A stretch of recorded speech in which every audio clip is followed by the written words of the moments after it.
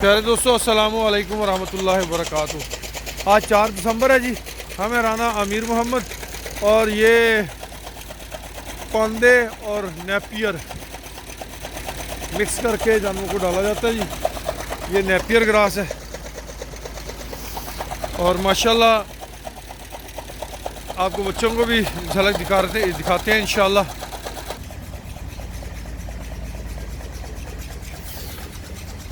ये अपनी बादामी का बच्चा है जी, गुलाबी है माशाल्लाह, सफ़ेद आंखों वाला खूबसूरत। ये जो बच्चा है ये अपना एंगस ब्रीड का है। ये हैरीफोर्ड ब्रीड की बछड़ी है।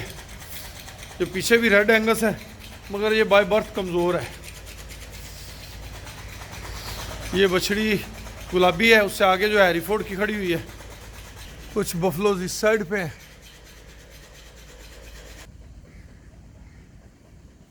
4 दिसंबर बरोज़ इतवार, मौसम बदलना शुरू हो गया जी।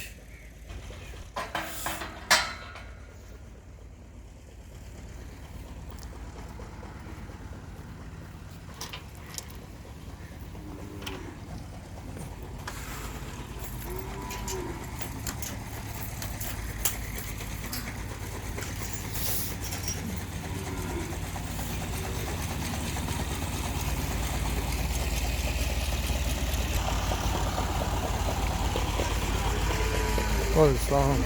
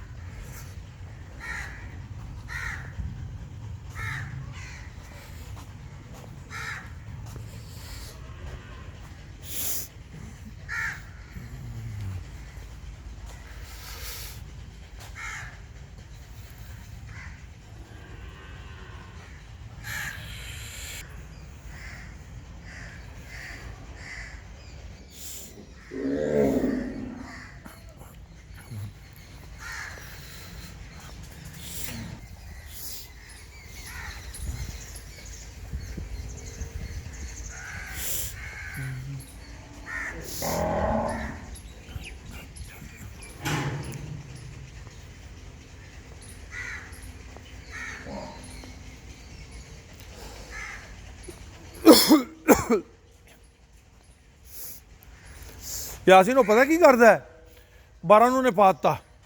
ਉਹਨੇ ਵੇਖਿਆ ਵੀ ਹੁਣ ਸਾਰੀਆਂ ਖਾ ਕੇ ਪਿੱਛੇ ਹਟ ਗਈਆਂ ਨੇ। ਇੱਕ ਨੇ ਬਿਲਕੁਲ ਮੁਕਾ ਲਿਆ ਤੇ ਦੂਜੀਆਂ ਕੇ ਪਿਆ ਉਸੇ ਵੇਲੇ ਤਾਜ਼ਾ ਚੁੱਕਦਾ ਉਹਨਾਂ ਦੇ ਅੱਗੇ ਪਾ ਦਿੰਦਾ। ਸਾਰੀਆਂ ਖੁਰਲੀਆਂ ਖਾਲੀ। ਇਹ ਹੁਣ ਕੱਲ ਸਵੇਰੇ ਆਪਾਂ ਪਾਇਆ, ਬੱਚਿਆਂ ਨੇ ਨਹੀਂ ਖਾਦਾ। ਬੱਚੇ ਉਧਰ ਚਲੇ ਗਏ, ਤਾਜ਼ੀਆਂ ਹੀ ਗਾਵਾਂ ਵਾੜਨੀਆਂ। ਚਲੋ ਵੀ ਤੁਸੀਂ ਖਾ ਲਓ ਜਾ ਕੇ, ਜ਼ਾਇਆ ਤਾਂ ਨਹੀਂ ਕਰਨੀ ਨਾ ਸ਼ੈ।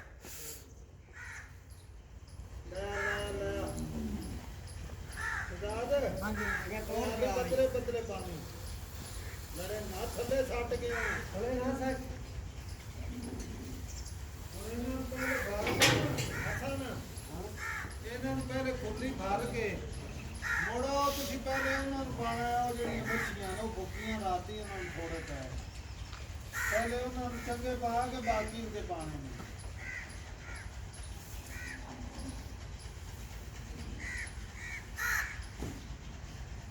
ਲੈ ਬਸ ਜਾ ਤੂੰ